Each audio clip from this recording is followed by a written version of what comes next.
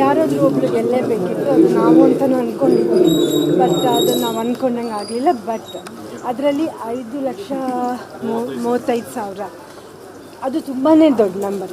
ಅದು last time ನಾನು ತೊಗೊಂಡಿದ್ದು ಡಬಲ್ ಇದೆ. ಇದು ನಮ್ಮ ಪಕ್ಷ ಚೆನ್ನಾಗಿ ಕೆಲಸ ಮಾಡಿದೆ. ಆದರೂ ಎಲ್ಲೋ ಒಂದು ಕಡೆ ನಾವೇನು ಮಿಸ್ ಮಾಡಿದ್ವಿ ನನಗೆ ಗೊತ್ತಾಗಲಿಲ್ಲ.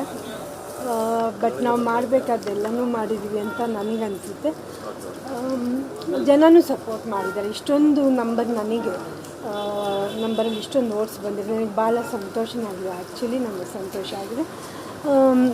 ಇನ್ನು ಅದೇ ನಾನು ಹೇಳ್ದಂಗೆ ಯಾರು ಒಬ್ರು ಗೆಲ್ಲೇಬೇಕಿತ್ತು, ಅದು ರಾಘವೇಂದ್ರ ಅವ್ರು ಗೆದ್ದಿದ್ದಾರೆ. ಅವ್ರಿಗೂ ನಾನು ಶುಭಾಶಯ ಹೇಳ್ತೀನಿ.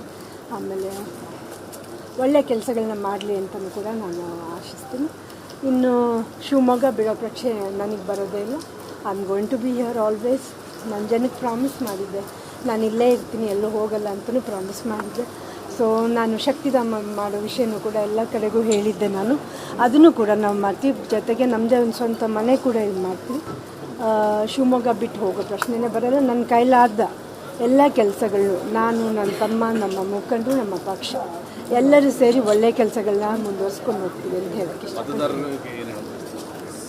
ನಾನು ಅವ್ರಿಗೆ ತುಂಬ ಕೃತಜ್ಞತೆಗಳನ್ನ ಹೇಳ್ತೀನಿ. ಯಾಕಂದರೆ ಇಷ್ಟೊಂದು ಸಂಖ್ಯೆಯಲ್ಲಿ ನನಗೆ ಮತ ಬಂದಿರೋದು ತುಂಬಾ ಒಳ್ಳೆಯದು. ಅದೇ ಸೋಲ್ಬಾರ್ದಾಗಿದ್ದು ನಾವು ಗೆಲ್ತೀವಿ ಅಂತ ಅಂದ್ಕೊಂಡಿದ್ವಿ, ಅದಾಗಿಲ್ಲ. It's okay. ಸೊ ಮತ್ತೆ ಇದರಲ್ಲೇ ಒಳ್ಳೆ ಇದರಲ್ಲಿ ಮುಂದುವರಿತೀವಿ ಅಷ್ಟೇ. ಹೌದು ಹೌದು.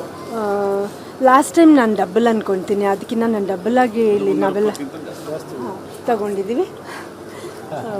ನಾನು ಅವ್ರ ಅಕ್ಕ ಅಲ್ಲ, ಅದಕ್ಕೆ ಸೊ ನಾನು ಇಲ್ಲೇ ಮುಂದುವರಿತೀನಿ ಅಷ್ಟು ಹೇಳೋಕ್ಕೆ ಇಷ್ಟಪಡ್ತೀನಿ. ಇನ್ನು ಬೇರೆ ವಿಷಯಗಳೆಲ್ಲ ಸೋಲಿನ ಹೊಣೆ ಯಾರೂ ತೊಗೊಳ್ಳಲ್ಲ, ನಾವು ಯಾರೂ ತೊಗೊಳ್ಳಲ್ಲ. ಯಾಕಂದರೆ ನಾವು ಯಾರೂ ಏನೂ ತಪ್ಪು ಮಾಡಿಲ್ಲ. ಇಲ್ಲಿ ರಾಜಕೀಯ ಮಾಡಿದ ನಾವು ಕ್ರೈಮ್ ಅಲ್ವಲ್ಲ ಇದು.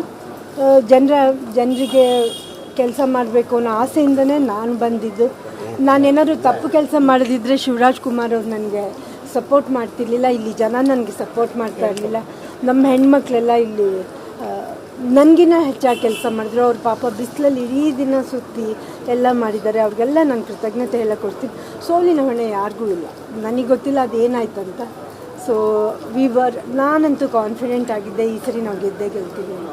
ಸೊ ಸೋಲಿನ ಹೊಣೆ ಯಾರಿಗೂ ಬೇಡ. ಬಟ್ ಮುಂದೆ ನಾವೆಲ್ಲರೂ ಸೇರಿ ಒಟ್ಟಿಗೆ ಕೆಲಸ.